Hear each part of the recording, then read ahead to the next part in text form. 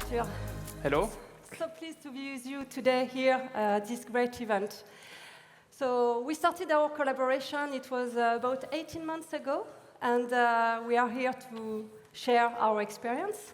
But maybe we can start with the beginning and how we started our collaboration. On our side, we were looking for a solution to improve our processes, to embed AI in our day-to-day operation. And we found, 18 months ago, a very, very inspiring company, really helping us and also listening to our pain points and able to collaborate with us to resolve those pain points. Can you tell us more about how it began? Sure. So for those who maybe don't know what we do at Mistral, we are the only frontier AI company operating in Europe. It's a company we created 2.5 years ago, and really the first thing and the only thing we knew how to do when we started was to train models, and that's what we did. That's how we pretty quickly became the leader in releasing open source models. Our starting point at Mistral has always been to create frontier AI and then bring it to everyone's hands, which means that we are taking a point of view where every enterprise should actually customize to a very large extent the AI technology to make it usable and to make it bring return on investment. And so what that meant is that it was pretty quickly both a science endeavor that is still very core to our business. We have 100 scientists that are working across the globe, and we're hiring actually, so please come to see me at the end if you want to join. But the second part, which has always been very key to what we do, is to work with enterprises, because in a way, we're reaching a point where the technology, the horizontal technology, kind of looks the same across the different providers. But what really brings the ROI is to go in depth and to look at the use cases that are going to transform the core business of our customers. And so pretty naturally, we got in contact, and then we started to work on two kind of problems. One of them really on the operational side, equipping people fixing cars, equipping also car assistants. And so we started small. That's how you start as a startup. You start working with the innovation engineers, and you start to build trust. And what we're announcing today is something that is actually much bigger, and a consequence of the realization that we've been able to achieve in the last 18 months. So indeed, what we have been able to achieve altogether in the 18 months already, it's improvement of management of bill of material, vehicle feedback data analysis to improve the experience of our customers, Club Stellantis virtual assistant for our own employees, but also AI-driven anomaly detection in our manufacturing sites. But indeed, as you just made some teasing about that, we are today announcing a big shift and acceleration of our partnership with two main initiatives, and I let you give us more detail. Yes, two things. So we are going to be empowering the Innovation Lab, where we're going to be working on again, two things: product side, process side, equipping the sales and post-sales, which is typically the area where we start with enterprises. And we're going to equip the transformation factory as well. So that's which is the part of Stellantis, which is actually delivering the use cases in production so that they start bringing ROI. So for us, it's always, I guess, the way we always proceed with enterprises is that there's a discovery part, understanding the use cases that will be effective, that go beyond the off-the-shelf solutions, the chatbots that you can buy, where typically you need to automate end-to-end processes, or you need to rethink about how to organize the teams around AI agents. And then, of course, the problem is always to take prototypes, which are easy to do in AI, and move them into production. And that's where you run into edge cases. That's where you have a lot of knowledge transfer to do, because it's a different thing to build applications with AI than to build applications with code. And so the two parts, discovering and then going in depth, going all the way to the return on investment, is the thing that is distinguishing ourselves. Okay, excellent. So two major initiatives, this Innovation Lab and the Transformation Academy, to scale all this AI inside the company. What makes this partnership different, and why it's a good momentum or timing to do this partnership? On Stellantis' side, I would start saying that AI is no more a tool, it's a strategic enabler that impact all our cycle life of our cars up to the customer experience. And it's no more about experimenting it. It's not to demonstrate it. It has been demonstrated already, the added value. So now it's how to scale, how to deploy, thanks to you, those in a real operation. And we have already thousands of employees using the tools that we have co-developed together based on your asset. So what makes this partnership different from your point of view, Arthur? So what we try to do from a macro perspective is to really find champions in multiple industries. Because when we say that AI should be in everyone's hands, it means that the adaptations that needs to be made across multiple sectors are going to be quite different. There is some strong expertise, some decades of IP that somehow needs to make it to the AI systems so that the true value can be unleashed.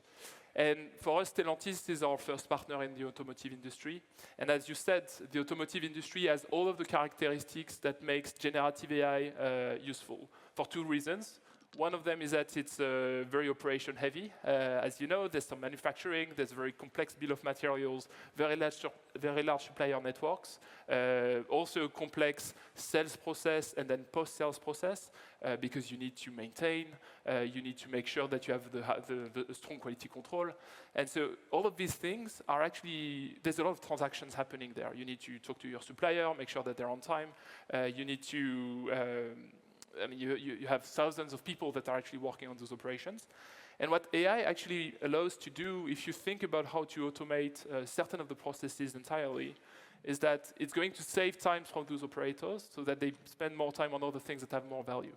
So in a way, it's, you mentioned it to me a couple of minutes ago, the automotive adopted the lean approach with Toyota a couple of decades ago, where they focused on making everything more efficient physically. And that would typically entail looking at what people were doing manually and really in the physical world. What AI now brings to the automotive industry is this ability to go in the digital world and look at all of the inefficiency in the processes that you could actually automate and do it in a way that is robust because you handle all of the edge cases and in a way that can then scale and bring you very meaningful improvement. No, that's wonderful to make this parallel with lean manufacturing. In a way, we are in a lean 2.0 with AI and with your help and this partnership. Indeed, if you tackle all the challenges of automotive, I think you can tackle all the challenges of any industry. I have been working in this industry for years, and I must admit that it's very complex, but that's what makes it so special and exciting, because we find always ways to improve, to optimize, and to overcome all those challenges. And no doubt, AI is already helping us to go even further. And, as you mentioned, to reduce or to cancel all the non-added value tasks that we have in the company. And if we project a little bit ourselves into the future of auto industry, let's think about user experience, our customer, because we definitely see that we have a lot of improvement and potential of improvement in our own operations, but we can also enhance customer experience. So could you tell us more about this? Yes, so again, there's always, when we work with Stellantis and with other enterprises, there is always a lot of use cases on the production side and operation side, but also a lot of use cases that are a bit more complex to deploy and that typically requires some strong partnership in between our teams that we embed within the teams of our partners. And that requires, that in general, that means bringing AI into the products themselves. And so in the case of cars, really you should think about cars as robots and machines that are interfacing with humans. So you have a wheel, you have the pedals, less and less pedals, I guess, and less wheels. But the question there is, how are you going to be interacting with the machine in the future, in the next 5 to 10 years, let's say? And the answer is pretty clear. We are now able to speak to machines and command them through voice in a way where they understand deeply our intention and can actually interact with complex systems. And so what that means is that we're going to move toward more and more automation and more interactive experience driven by voice, because when you're driving, you can't really do anything else and you can't type, so you need to speak. And so that's the customer experience within the car is going to be very voice-driven. and will have a level of personalization that it didn't have before. So on the consumer experience, this I think is the most important side of things. And then of course, a car needs to be maintained. You will continue to be in contact with the garages, with the people that are fixing. And so there, the effectiveness of fixing cars and maintaining things is going to be much higher thanks to AI technology, because that allows to detect anomalies and then fix them across time. Yeah. By the way, we started our collaboration working especially on this point, sales and after-sales support to the customer. And indeed, the AI is completely reshaping how people will interact with their car. And what we say within Stellantis is that simplification is innovation. How to simplify the life and the experience of the customer in order for the customer to enjoy the car and not to spend time to learn how to use the car. So it's really important to have safer but also more intuitive and cars that will understand the customer and will adapt to the customer situation and will... I'd say generative AI overall is about simplifying things. In a way, when you used to work on computers and have like complex interfaces when you're designing cars, for instance, PLNs, a lot of different software, kind of clunky because you need to have a lot of options. You used to need to have a lot of options. But the power of generative AI is that it understands your intention and it can actually generate the right interface for you to interact with it. So when you're on a computer, it means that you start talking to the machine, either typing or talking to it, and then it shapes an interface for you that is going to that is interactive and that's going to help you learn or help you buy things or help you plan ahead. When you're in a car, at the end, because the machine can understand the input and human input, you can reduce the number of control to voice pretty closely. And so that means that you need to have less buttons and you can have more automation there. So in general, I think the AI technology has to be understood as an interface change, where everything that we used to do in a complex way will be able to be done in a more simple way because the machine can understand the intention and adapt the interface to the intention. And what is even magic is the fact that within the cars, we have more and more sensors. So we can also feed the AI with information about the mood, the emotional mindset of the customer, and to really propose an experience which will be completely aligned with the customer and personalized. The personalization is extremely important. It's important in sales as well, because of course you need to understand the signal, adapt also the kind of car that you will be pushing to a certain customer. It's important in sales. It's important in post-sales. At the end, this is a technology that changes interface, but it's also a technology that understands human very well. And so that gives to the enterprises we work with a lot of leverage when it comes to accelerating their growth or to improve the satisfaction of their customers or overall to improve the quality of their product when they are themselves delivering a user experience. Yeah, so on the complete value chain and the life cycle, we improve the interaction with customers, the car becoming a kind of buddy to the customer and no more only a car, and also in the service, after sales and so on to improve the connection with the customer. And now, what about sustainability of vehicles? How can AI could improve our capacity to improve our sustainability? For example, avoiding to use parts that would not be necessary, or to maximize the complementarity of parts in the supply chain and material also supply. Well, I think that's a very important aspect and probably a concern that we share as European headquartered companies, I would say. And I think that's driving a lot of conversations as well with everybody that we work with. Well, when you think about sustainability, you have multiple problems in AI, but first of all, it can bring some cost avoidance and allows you to improve the design if you equip the R&D teams with AI technology that will guide you towards using less material in the design of the cars themselves. It can avoid a lot of costs when it comes to the supply chain and the wastes that are kind of inherent to it, but that you can reduce. Sorry. And then finally, when it comes to using within factories, you can also look at processes themselves. So if you connect to all of the sensors of the factories and you equip the operators with the right tools, accessible on their phone, where they understand what's going on and how to fix things, you reduce downtime, and so you improve efficiency. So improving efficiency is a way to go toward further sustainability. And that's working within factories, equipping the operators within the factories is really something that we are very attached to, because it turns out that a lot of our customers have these needs. When we work with Veolia, for instance, they also work on the factory side, and they run into those very sustainable problems. Now you have a second question, which is extremely important to us, and I think a pretty strong distinction from our US counterparts, is that AI is effectively taking a lot of energy to train, and the growth of the data center, of the number of data centers in the world, is pretty tremendous. We at Mistral really believe in making models that are fit to purpose, that are small enough, and that can be deployed with reduced costs. So that's dollars, but it's also carbon emission. That's the reason why we're setting up our data centers in France, which is a great country to operate in when it comes to carbon emission.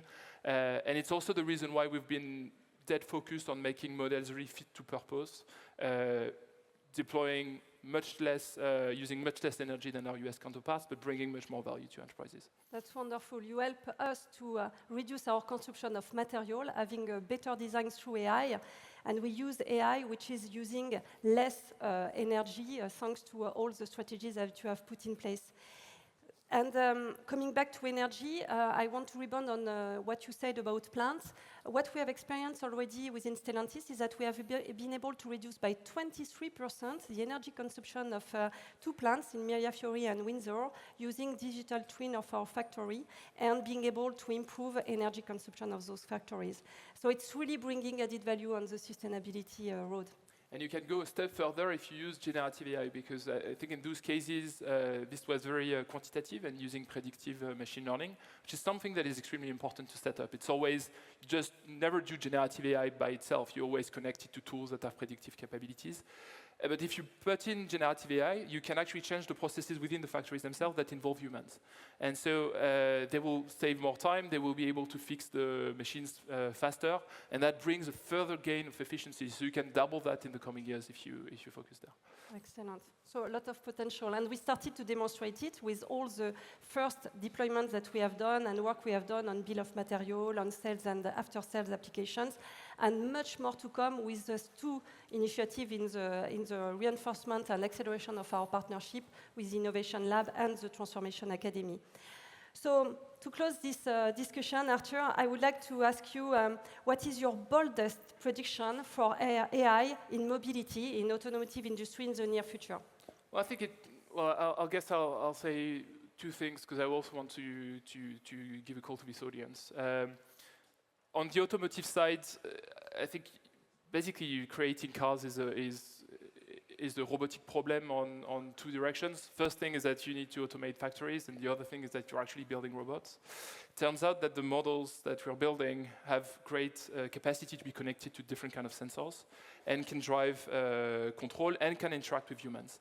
So in a way, what we do, the generative AI models that we do, are going to be a very key part of the 2 things, because we can now understand humans and understand sensors that are looking at what humans are doing in a way that allows us to have the automation that we could not set up 2 or 3 years ago. So I think it's definitely going to be an acceleration. There's of course some viscosity of changing how factories are working, how cars are working, regulation matters, but we'll get there, and I think in 10 years the field of the car industry is going to look very, very different. So that's what I can say. And then what I would also want to say here is that we're also working a lot with startups, especially as we've expanded our business toward making, operating GPUs and equipping AI startups that are leveraging our vertical focus. So we're an horizontal company. We make models. We serve all of the primitives to make vertical AI technology. We have a team that actually goes with the enterprise customers we have and work with them to get them to value. But what we found is that working with AI startups that are really focused on certain verticals, that actually wants to build models that understand very well design, understand very well material science, for instance, These companies are companies that we can bring to our own customers, that we can equip with our models, that we can equip with our compute. And so if you want us to partner, we'd love to have conversation. Thank you, Arthur. So a nice speech about also purposed AI, because it's all about purposed AI, really tackling challenges of industry. That's where we can really deploy, and to provide always freedom of mobility for our customers with safe, intuitive cars and joyful cars also. Thank you so much, Thank Arthur, you very much, for the collaboration.